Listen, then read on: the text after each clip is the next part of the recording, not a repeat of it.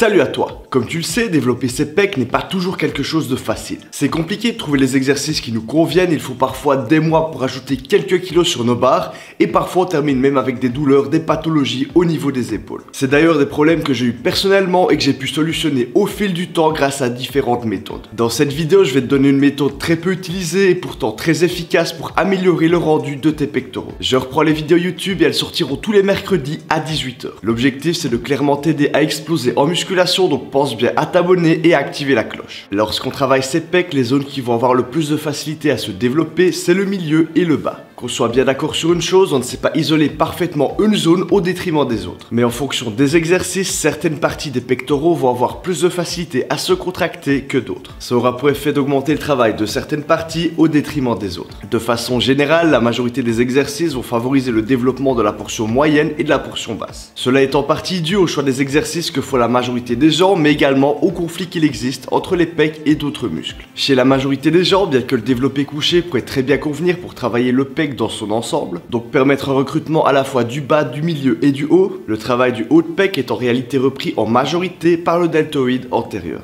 Deltoïde antérieur et haut de pec sont des muscles qui ont des fonctions très similaires, ce qui explique qu'il existe un conflit entre ces deux muscles. On se retrouve donc très régulièrement avec des physiques qui ont un bas, un milieu de pec bien développé, mais un haut de pec presque plat. Le problème c'est qu'esthétiquement, même s'il est normal que la partie inférieure du pec soit plus développée que la partie supérieure, manquer de haut de pec va réduire réellement et visuellement le volume du pec en général. Voilà pourquoi la solution au manque de pec d'un grand nombre de pratiquants serait en réalité d'améliorer, d'augmenter le volume sur leur haut de pec. Je vais donc te décrire en deux étapes ce que tu vas devoir faire pour attraper ton haut de pec. Étant donné que le problème vient généralement d'un conflit entre le deltoïde antérieur et le haut de pec, la première chose à faire va être d'apprendre à recruter correctement son haut de pec. Étape 1, à la fin de chaque séance pec, et 3 à 4 jours plus tard, en dehors d'une séance, tu vas faire un exercice d'isolation pour le haut de pec, en série de 20 à 30 répétitions. Il faut absolument que tu choisisses un mouvement qui t'apporte une bonne trajectoire, ça veut dire que le mouvement va devoir se faire de bas vers le haut et de l'extérieur vers l'intérieur. Il faut également que tu aies de bonnes sensations sur le mouvement, je conseille très rarement de travailler à la sensation, mais ici tu dois le faire. Un exercice très efficace pour développer son haut de pec, même avec peu de matériel, c'est les écartés élastiques pour le haut de pec. Tu places un élastique à hauteur de ton bassin, tu fais un petit pas vers l'avant et un grand pas sur le côté. De cette façon, tu seras parfaitement placé pour avoir une résistance qui va vers le haut et vers l'intérieur. L'avantage, c'est qu'ici, en travaillant en unilatéral, tu peux te concentrer à fond sur la zone que tu vas travailler et tu peux même te servir de la main libre pour la placer sur le haut de pec et favoriser justement la contraction, le recrutement. Donc étape 1, après chaque séance pec et 3 à 4 jours plus tard, en dehors d'une séance, tu vas faire 3 séries de 20 à 30 répétitions sur un exercice d'isolation où tu sens très bien ton haut de pec. Tu augmenteras ensuite progressivement le nombre de reps en restant dans la fourchette et la charge,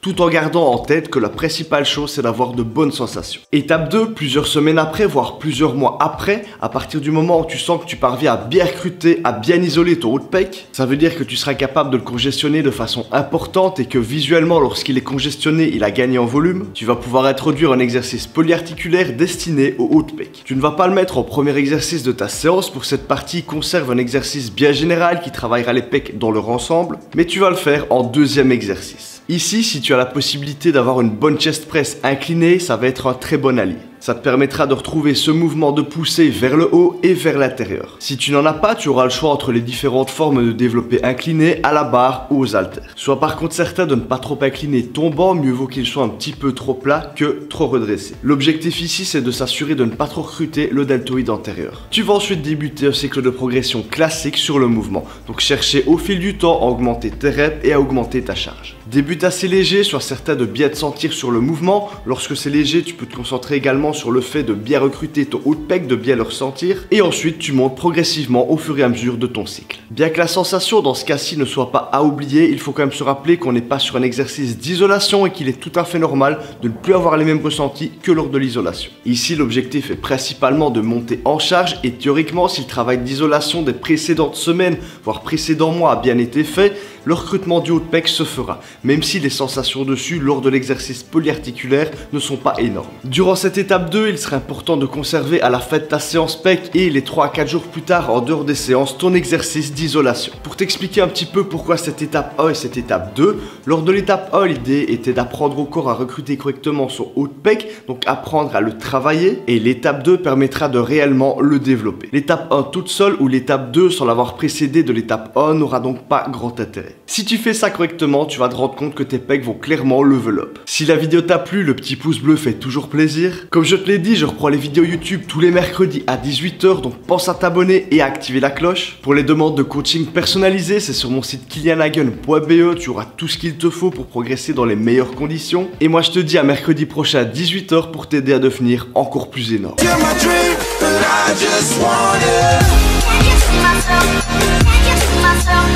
Can't get to myself.